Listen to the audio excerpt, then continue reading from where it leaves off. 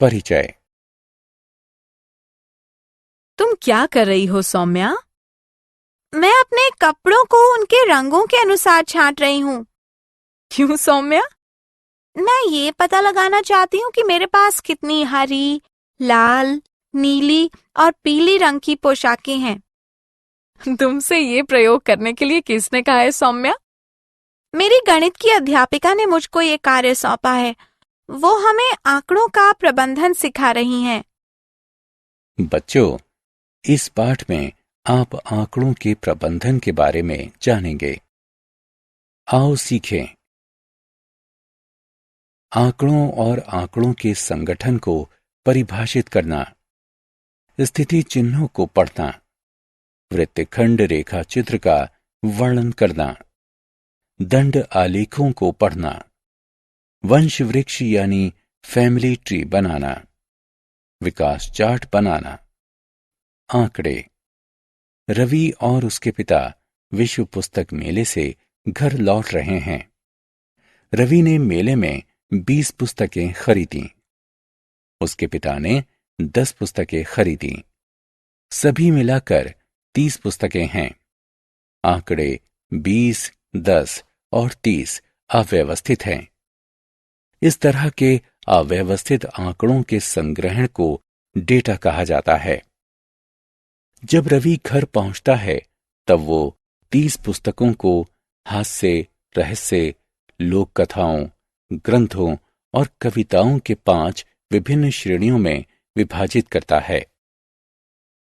यहां वो एक तालिका के रूप में विवरण को संक्षिप्त कैसे करता है।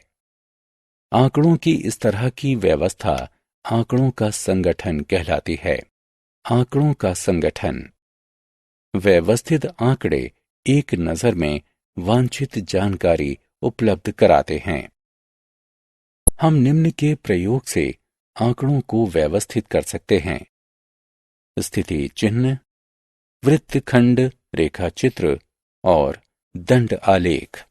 आइए अगली स्क्रीन में इसके बारे में हम और अधिक जानते हैं। स्थिति चिन्ह। अब स्थिति चिन्ह की सहायता से रवि के आंकड़ों को व्यवस्थित करते हैं। 3 कॉलम, श्रेणियां, स्थिति चिन्ह और पुस्तकों की संख्या बनाइए। श्रेणियां कॉलम के नीचे 5 विभिन्न श्रेणियां लिखें। श्रेणी में पहली पुस्तक की प्रविष्टि करने के लिए स्थिति चिन्ह कॉलम के नीचे रहस्य श्रेणी के सामने एक ऊर्ध्वाधर रेखा खींचिए। इसी श्रेणी में अगली पुस्तक की प्रविष्टि के लिए एक क्षैतिज रेखा खींचिए। श्रेणी में तीसरी पुस्तक की प्रविष्टि करने के लिए एक ऊर्ध्वाधर रेखा खींचिए। श्रेणी में चौथी पुस्तक की प्रविष्टि करने के लिए एक क्षैतिज रेखा खींचिए और आयत को पूर्ण कीजिए। आयत के 2 विपरीत सिरों के बीच खींची गई एक रेखा के साथ 5वीं रहस्य पुस्तक को निरूपित कीजिए। हम पुस्तकों की दूसरी श्रेणियों के लिए अभ्यास को दोहराते हैं। परिणाम स्वरूप हमें एक स्थिति चिन्ह सारणी प्राप्त होती है। वृत्तखंड रेखा चित्र। एक वृत्तखंड रेखा चित्र वर्गों में विभाजित एक वृत्त है। प्रत्येक वृत्त एक विशेष मान को निरूपित करता है। आइए अब वृत्तखंड रेखा चित्र की सहायता से रवि के आंकड़ों को संगठित करते हैं। यहां 30 अनुभागों में बांटा गया एक वृत्त है। एक पुस्तक प्रत्येक भाग को दर्शाती है। आइए अब हम 5 संलग्न अनुभागों को पीले रंग से रंगते हैं और रहस्य लिखते हैं। आइए अब हम अगली 3 संलग्न अनुभागों को हरे रंग से रंगते हैं और लोक कथाएं लिखते हैं। अब हम अगले 12 अनुभागों को गिनते हैं। हम इन्हें लाल रंग से रंगते हैं और हास्य लिखते हैं।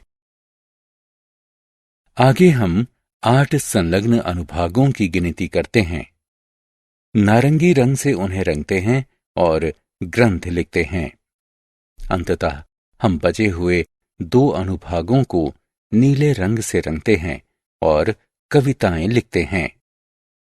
वृत्तखंड रेखा चित्र तैयार है। दंड आलेख।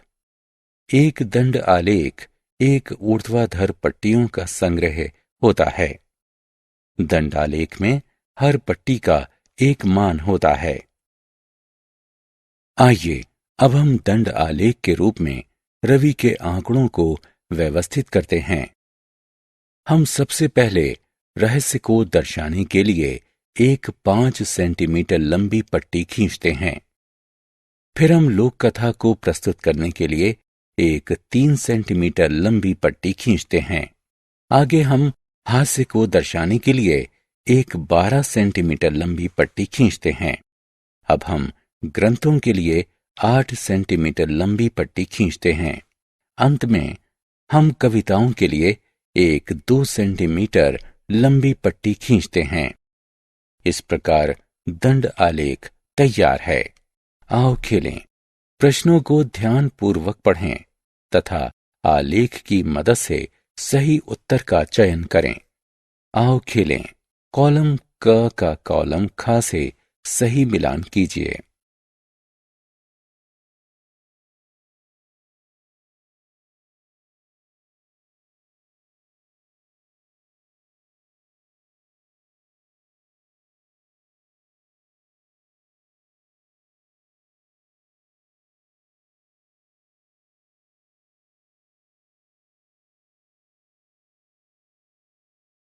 वंश वृक्ष यानी फैमिली ट्री।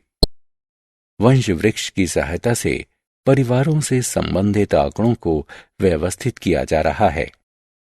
रवि एक संयुक्त परिवार में रहता है। आइए हम एक वंश वृक्ष की सहायता से उसके परिवार को दर्शाते हैं। परिवार के सबसे बुजुर्ग सदस्य रवि के परदादा गिरिजा प्रसाद हैं। उनके 2 बेटे हैं, हरिशंकर और रविशंकर। हरिशंकर की 2 बेटियां हैं, रमा और उमा। रविशंकर का एक बेटा है, अनिल। रमा की एक बेटी विद्या और एक बेटा विनय है, जबकि उमा का एक बेटा विजय है। अनिल का एक बेटा रवि और एक बेटी ऋचा है। रवि के संयुक्त परिवार का वंश वृक्ष यानी फैमिली ट्री अब तैयार है। वृद्धि चार्ट।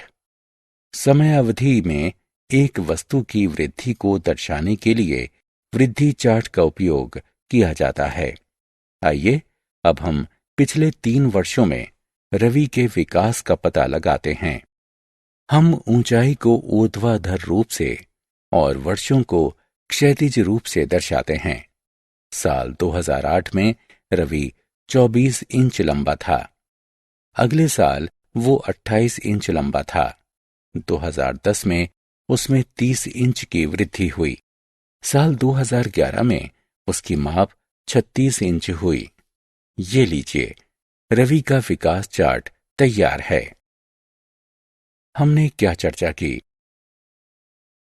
आंकड़ों का अव्यवस्थित संग्रह डेटा कहलाता है। आंकड़ों का प्रबंधन आंकड़ों का संगठन कहलाता है। आंकड़ों को स्थिति चिन्ह, वृत्तखंड, रेखाचित्र और दंड आलेख का प्रयोग करके संगठित किया जा सकता है। एक वृत्तखंड रेखाचित्र अनुभागों में विभाजित एक वृत्त होता है। एक दंड आलेख ऊर्ध्वाधर पट्टियों का एक संग्रहण होता है।